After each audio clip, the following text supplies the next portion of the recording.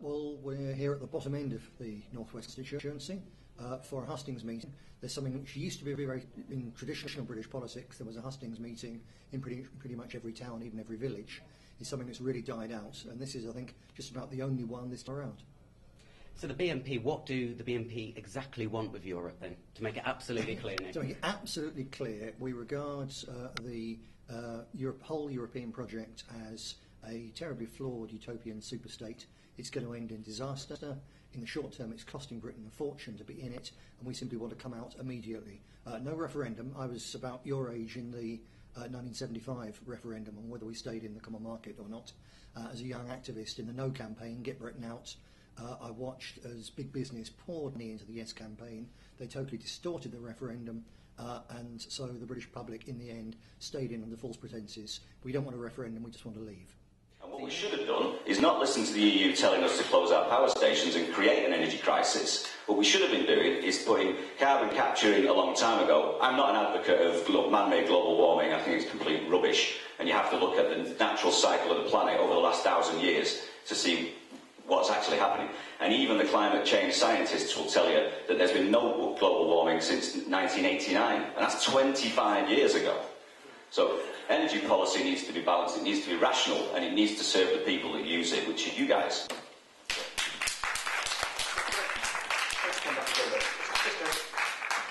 Just to disagree with Lee here. Now, on the one, many people who are Eurosceptic or Europhobic say, you know, when we signed up to the common market, we thought we were just getting into a trading agreement. Well, we did. We got into the biggest single trading bloc in the whole of the world, and that gives us strength. It is quite true that if we negotiate, the European Union negotiates on behalf of the bloc.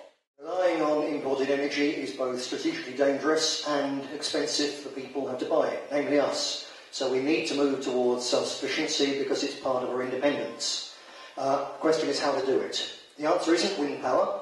It's ugly, it's expensive, none of those will be built if they weren't subsidised, and it's useless unless it's linked to wind farms all over Europe, so that the wind's always blowing somewhere at the right time. It's not an energy project that's been operated by the European Union, it's actually a political union project and make us all rely on each other for energy. So we don't want that, it's worthless. We want zero immigration, not least because in the end, that's what the majority of the British public, in opinion poll after opinion poll, want. And it's supposed to be a democracy. And the people are entitled, even if it is a mistake, the people are entitled to make that mistake. So you're saying opinion poll after opinion poll are saying no immigration whatsoever. So does that mean so many people are going to vote for the British National Party next week? No, in fact, in this coming election, the vast majority of people won't vote at all. And many of those who are voting will be voting not for a party, but against the other parties. So they'll be voting Labour to keep the Tories out, or Tory to keep the Labour Party out, and so on. There's actually very little appetite left in this country for serious idealistic politics, because the old politicians have made such a horrible mess of the whole thing, and so corrupt and self-serving that people are, I think, quite rightly disgusted with the whole affair. There are some idealists left in British politics. You'll see them here tonight. In fact, I think you'll find that the hardcore left from Liverpool, they're totally misguided, but they're idealists. The British National Party, I don't think we're misguided. We're idealists, but we're practical idealists. It's related, in my mind, to the total population of Britain, which is getting too many. And I wondered whether concern of this nature and about the open door policy of the EU is just confined to Britain. And if we tried to alter the open door policy or amend it in some kind of way to limit the immigration, would there be other countries likely to support that? Or is it just a British idea?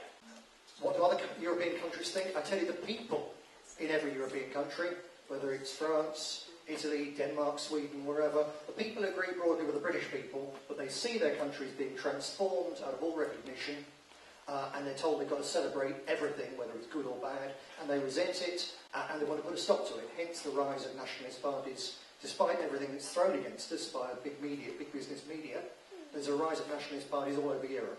The people want it stopped. The people always want to preserve their own country. It's not hating anybody else. They want it stopped. The elites, a different matter.